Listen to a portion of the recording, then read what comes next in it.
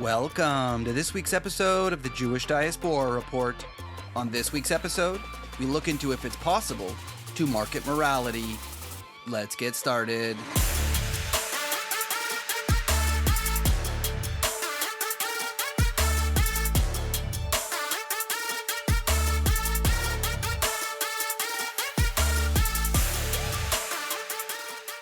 For many of my listeners, especially the Jewish ones, many of you have probably heard all week about the big advertisement that's going up in the Super Bowl.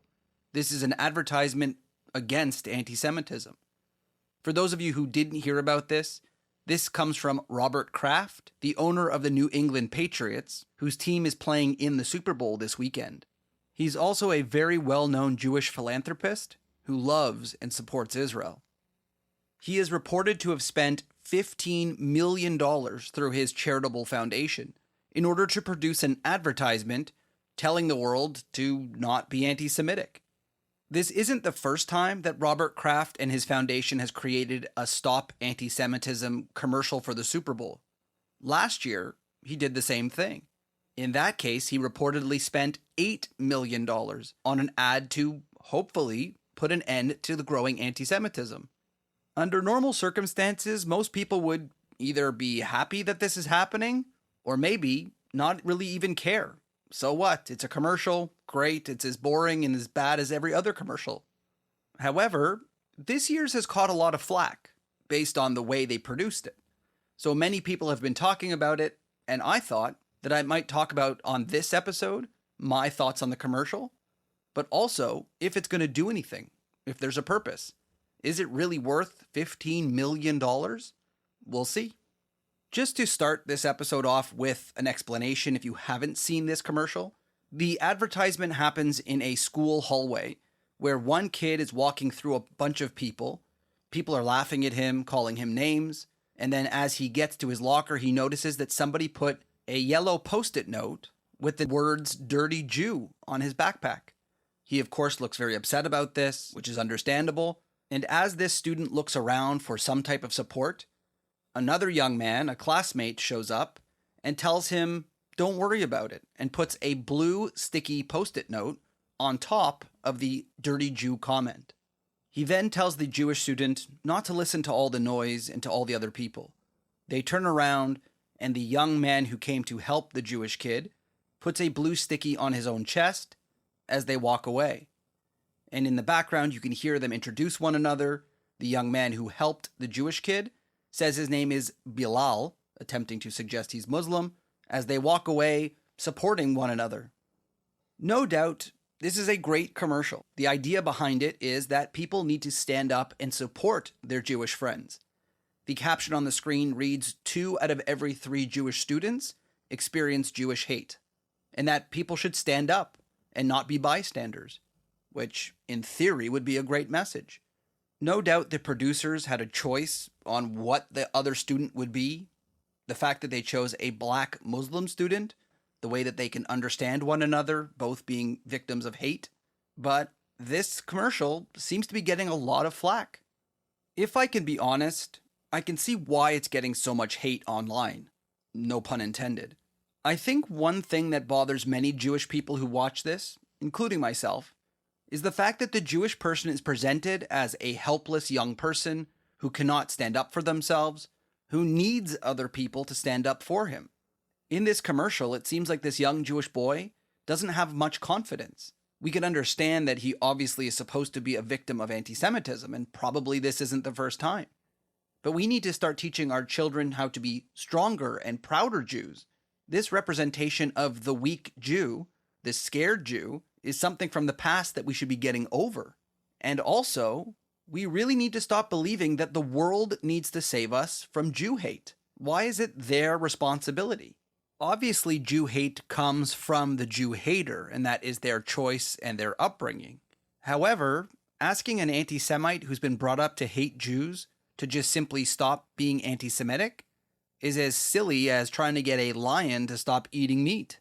So it is our job as Jewish people to understand how to combat the anti-Semitism, not simply ask the anti-Semites to please stop being anti-Semites.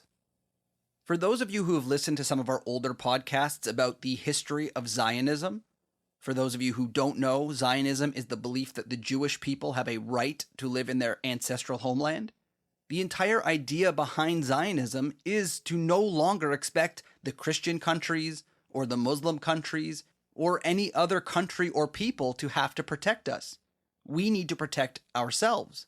So this stereotypical idea of a Jewish boy who needs someone to come and help him should be something of the past and no longer being seen as the stereotypical situation. So in this way, I can understand why a commercial could have been made, possibly to show Jews standing up for themselves, being proud, not hiding from the hate that people are throwing at us, rather than the weak Jew stereotype. And I hate to say, this really isn't a new issue. They should know that by now. It's 2026. If we look back to 1948 in Warsaw, Poland, they too had a little bit of an issue of how to remember the Holocaust, how to remember the victims of the Holocaust. And when Nathan Rappaport decided to create a statue in Warsaw for the memory of the people who live there, he decided, unlike this advertisement, to do a completely different idea. For anybody who happens to be in Warsaw, right outside the Jewish History Museum, you can see this monument. Also, there's a replica of it at Yad Vashem in Israel, the Holocaust Memorial. You can go online right now if you pause this and look up Monument to the Ghetto Heroes. The way that they decided to honor the Jewish people is not as the victims, but as the heroes. The Jewish people on one side of the monument is the stereotypical old-fashioned Jew. You will see the Jewish people walking, penniless, holding their Torah scrolls with their heads facing down. Very sad. The idea is that we used to be kicked out of all these countries, mistreated. On the other side of the monument is where you see the ghetto fighters.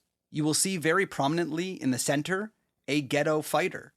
Someone who is sadly skin and bones, which is pretty accurate for the ghetto fighters because they didn't have enough food, who are holding weapons and who are defending themselves. They are clearly giving their lives to protect themselves, their families, and to survive.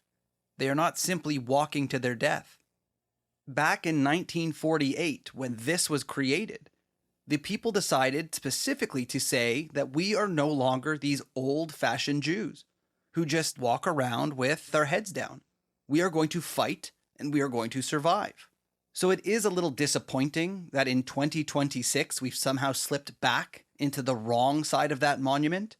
The kid walking down the hall with his head down as everyone is making fun of him and calling him names. We should be, in 2026, the Warsaw Ghetto fighters, the ones with their heads held high and fighting back against the anti-Semitism. It is pretty tragic to see that this many years have gone by and we've slipped back into the old-fashioned style. If Zionism and the state of Israel as a whole has taught us anything, it should be that we need to stop being these weak and powerless Jews. The state of Israel could never exist if we were weak Jews. We would have been kicked out of that land many times over by the Arabs who colonized. And yet we stayed, we fought, and we survived. Why are we not documenting this type of Jew? One of the other major issues with this advertisement that rightfully so many have is the fact that it was $15 million spent on an advertisement to what? Anti-Semites? It is very likely that anybody who watches this advertisement who's an anti-Semite probably isn't going to change their mind. And if anything, they might hate the Jews more. But we'll get to that in a minute. The people who already understand anti-Semitism and have seen it or heard about it and don't like it probably don't need an advertisement to remind them of that. Many people have also pointed out that $15 million could probably be better spent in many different ways, whether it's Jewish education to make young Jewish people more proud and more strong. Maybe it could even help with things like Holocaust education, so non-Jews can understand when they're young what anti-Semitism leads to. There are no doubt many places that this money could be spent, and it's possibly more useful than trying to convince anti-Semites to not be anti-Semitic anymore. Don't get me wrong, it's a great cause and it's really worthwhile. Anti-Semitism is a problem. But is it actually going to work? As I said earlier, this isn't the first attempt for Robert Kraft to create a commercial. he did the same thing last year. And unfortunately, despite the advertisement, we have still seen a huge rise in anti-Semitism. According to statistics, since the last commercial aired a year ago, nationwide anti-Semitic incidents are elevated from previous years. In certain local jurisdictions, for example, New York City, has seen a 182% increase over the last year. So let's be honest, that money was not really well spent because people still hate the Jews. Or maybe there were just a lot of people in the bathroom when that commercial aired that year, and they just didn't get the message. And if I can be honest, I think sometimes commercials like this can make things even worse. Imagine you are an actual anti-Semite who believes that Jewish people control the media, control the world, they control the United States. And in the middle of the game that they're watching, they get an advertisement about how poor Jews feel bad because you make fun of them and you call them out for all of the conspiracy theories. Do you really think that you are going to rethink your position on Jews? Or will it just make you think, see, I told you they control everything in the United States. They control our media. They make me watch these commercials to try and stop me from hating them. Again, just making it worse.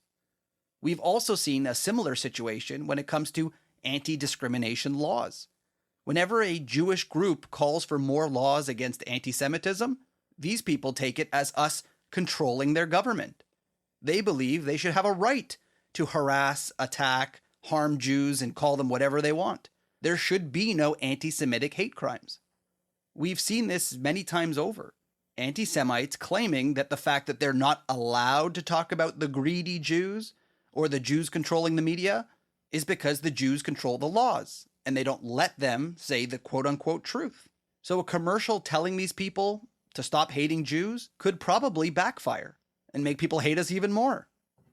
I don't think that a television commercial or good marketing or good PR could ever really stop the issue of anti-Semitism. It has been around way longer than PR, way longer than the Super Bowl. And this isn't exactly the first time that the Jewish people have tried to use PR, marketing, trying to stop people from being anti-Semitic, something that unfortunately many people are no matter what you say to them. If we look back at history, we can see this has been tried before, and it failed, because the last time that we tried this as a Jewish people was before the Holocaust. And what followed before the Holocaust? The Holocaust. So clearly it didn't work. You probably wouldn't believe me because you think that this could never be the case. But I swear it's true. The Jewish people actually tried this in 1893 to 1938. That's how far back this marketing goes. A group that called themselves Central Association of German Citizens of Jewish Faith decided to try and publicly combat anti-Semitism in Germany. They were one of the largest influential German Jewish defense organizations. They published pamphlets, wrote in newspapers, did even legal challenges against anti-Semitic propaganda. They actively countered Nazi radical ideology in court before the Nazis officially took power, of course. They promoted Jewish patriotism and integration into German society. They essentially tried really hard to show the Germans that they are very strong and happy Germans. Stop treating us like we're different. Unfortunately, and not ironically, this group pretty much dissolved after Kristallnacht, the Night of Broken Glass, the somewhat unofficial start to the Holocaust. So leading up to the Holocaust, this group tried really hard to convince Germans not to hate them. They used media, they used the courts, but it ended in the Holocaust. Didn't really serve them much good. Prominent Jewish intellectuals in the 1920s and 30s also tried to do something about this issue, calling anti-Semitism un-German and morally corrupt. They appealed to the Enlightenment ideals to try and convince Germans to stop being anti-Semitic. They desperately tried to ask the Germans to judge Jews as human beings and individuals rather than stereotypes. Unfortunately, this too failed. And one last example of this attempt to convince Germans to stop hating Jews and to give up anti-Semitism was the World War I Jewish Veterans Group. They tried to counter the myth of the Jews stabbing the German people in the back during World War I and publicized multiple times the fact that hundreds of thousands of Jews served proudly in the German army. They emphasized the Jewish war dead and medal recipients, the people who fought bravely for Germany. They argued that the anti-Semitism insulted Jewish soldiers who had sacrificed their lives for Germany. But just like every attempt by every other group, it went nowhere.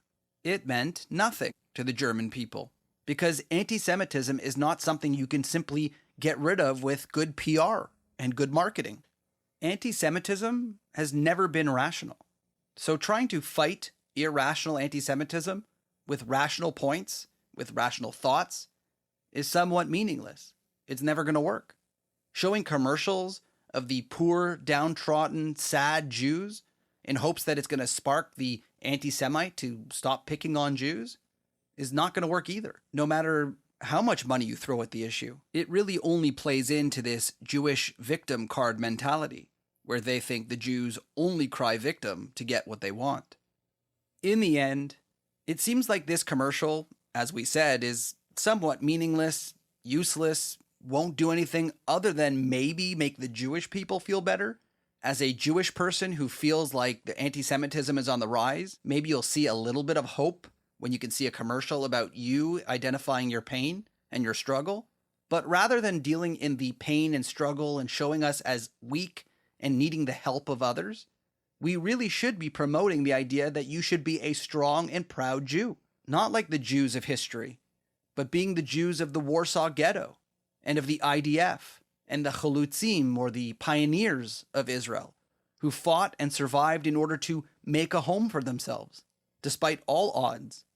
If these advertisements are simply going to be seen mostly by Jews who will see themselves reflected on screen, they should be a positive message, showing them how to be strong and proud, not weak and submissive, needing the help of a black Muslim student who's going to make you feel better because he puts a blue sticker over the hate that you get.